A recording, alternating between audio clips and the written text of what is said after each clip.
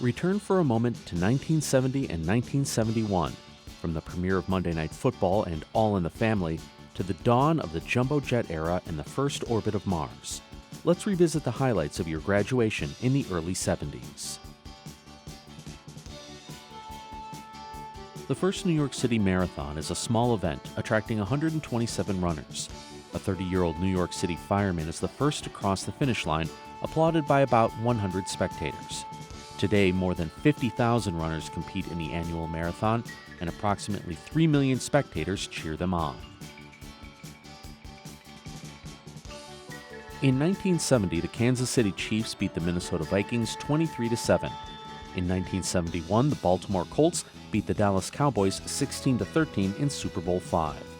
It's the first Super Bowl on artificial turf and the first following the merger of the AFL and NFL. The NASDAQ Stock Exchange launches with 50 companies. All trading is conducted by a network of computers, making it the world's first fully electronic stock market. An estimated 20 million Americans participate in the first Earth Day on April 22, 1970, launching the modern environmental movement. That December, President Nixon signs an executive order establishing the EPA. The new agency's mission: ensuring that all citizens have clean air, water, and land. The Apollo 13 moon mission is forever defined by one famous line: "Houston, we have a problem." After an oxygen tank explodes and other systems begin to fail, NASA brings the crew safely back to Earth on April 17, 1970, 6 days after launch. The following year, NASA continues its space exploration, with Apollo 14 ending a 9-day expedition with a tee-off as astronaut Alan Shepard sends 2 golf balls soaring across the lunar surface. A few months later, Mariner 9, the first spacecraft to enter another planet's orbit, circles Mars for 349 days, transmitting more than 7,000 images of the red planet's surface. In 1970, the average cost of a new house is less than $24,000. By 1971, the average cost has increased to $25,250. The median annual income is between $9,800 and $10,600. Gas costs rise to 40 cents a gallon, and you can mail a letter for less than a dime. The Nuclear Non-Proliferation Treaty goes into effect after it's ratified by 43 countries. More than 200 nations eventually signed the treaty, which has seen many challenges and disarmament disputes in the 50 years since ratification. TV highlights from the early 1970s include premieres of The Mary Tyler Moore Show, Monday Night Football on ABC, All in the Family, and The Jackson 5. In 1970, President Richard Nixon signs legislation banning cigarette ads on television and radio. The law takes effect 1 year later, and the last cigarette ad in the U.S. airs during The Tonight Show starring Johnny Carson on January 1, 1971. 4 students are killed and 9 wounded by Ohio National Guardsmen on May 4, 1970, at Kent State University during a protest against the U.S. bombing of Cambodia. The same week, about 200 UMR students and faculty members protested and sought to have the flag in front of the library lowered to half-staff as a sign of mourning for the dead in Indochina and at Kent State.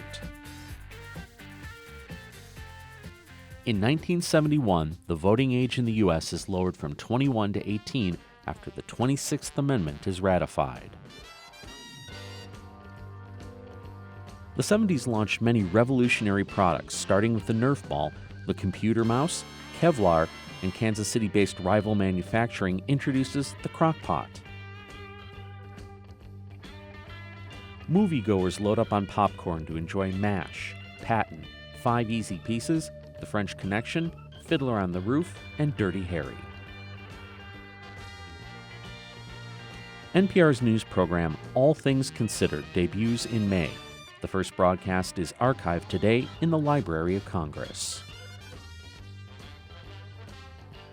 Paul McCartney announces in April 1970 that the Beatles have disbanded, and the group's final album, Let It Be, is released in May. The following year, John Lennon's solo album, Imagine, is released. Billboard's top singles include songs by Simon & Garfunkel, The Carpenters, Three Dog Night, Rod Stewart, and many more. A Yale graduate named Fred Smith founds Federal Express in Little Rock, Arkansas, when he buys controlling interest in Arkansas aviation sales and proceeds to revolutionize overnight shipping. Company headquarters moved to Memphis 2 years later. A Boeing 747 operated by Pan Am makes history in January with the jumbo jet's first commercial flight, carrying 332 passengers from New York to London. Now that we've revisited some milestones of 1970 and 1971, let's look back at campus life 50 years ago. In 1970, Merle Baker enters his 6th year as chancellor, and the university prepares to launch a year-long centennial celebration. Over the last 6 years, the number of full-time faculty increases by more than 60%, from 243 to 389. In the fall of 1970, the College of Arts and Sciences was organized, combining the School of Science and the Division of Liberal Arts. The Air Force ROTC program was first established on the UMR campus in 1971, but was deactivated in 1976 after the campus experienced a drop in enrollment. The program returned to campus in August of 1981 and remains active today. One of the year's biggest weekends brings female students to campus by the busload for the all-school mixer. The celebration of 100 years of campus history continues on Centennial Weekend. Highlights include the Endurance Chug, couples inner tube race, a mustache and beard contest, music from the Happenings and the Rotary Connection, and Susan Goodwin is crowned Centennial Queen. The newly formed Association for Black Students and the Student Union Board hosted Black Emphasis Week on campus. The week's events included a speech from Fayetteville, Mississippi Mayor Charles Evers, a performance by the Preservation Hall Jazz Band, and a modern black drama and poetry presentation from the Black Artist Group. Homecoming brings another excuse to close your books. The Miners meet Southeast Missouri State on the football field, and Betsy Thompson is crowned homecoming queen. The following year, the Miners tie with Southwest Missouri State, spoiling UMR's chance to win its first homecoming game in 4 years. Marianne Folk was crowned homecoming queen at the halftime ceremonies. The Student Council sponsors performances by the Brooklyn Bridge, Friends of Distinction, the Albans, Los Indios Tabajaras, and Earthlight. University Day brings prospective students and their parents to campus for tours, special exhibitions, and demonstrations of miner ingenuity. Parents' Day has everyone on best behavior as moms and dads tour campus, meet Chancellor Baker and faculty members, and enjoy a lunch buffet. Classes are canceled on February 24th as the campus kicks off the university's centennial celebration on Founders Day. John O'Keefe, Assistant Chief of Planetary Studies for NASA, delivers the keynote address.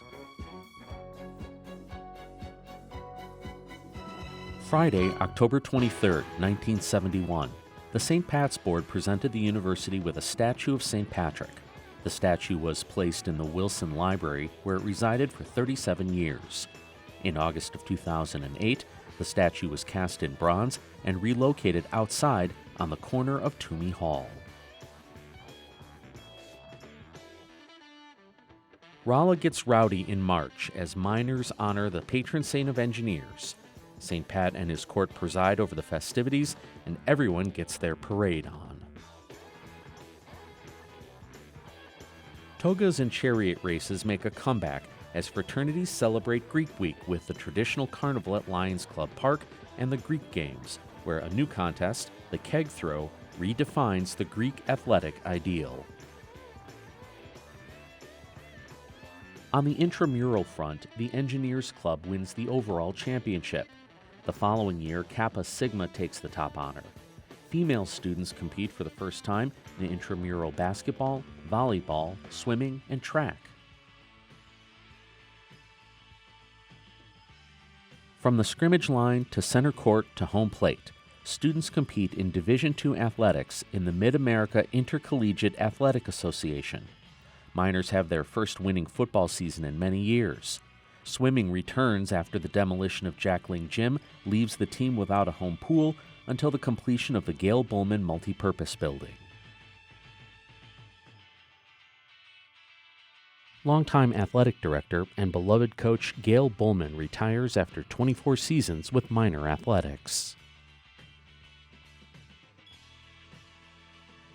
The Ralamo expands its staff and adds pages to commemorate the university centennial, and KMSM increases airtime, including live broadcasts from varsity athletic events.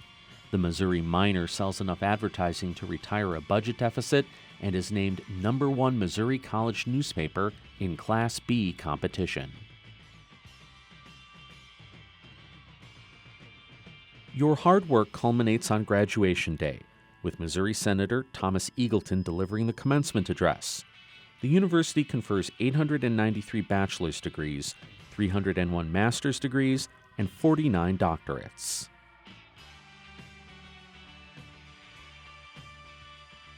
Proud families and friends fill the arena as Dr. C. Bryce Ratchford, interim president of the University of Missouri, conferred 947 bachelor's degrees, 466 master's, and 43 doctorates. Congratulations to our Golden alumni on the 50th anniversary of your graduation. May you keep making memories for many years to come.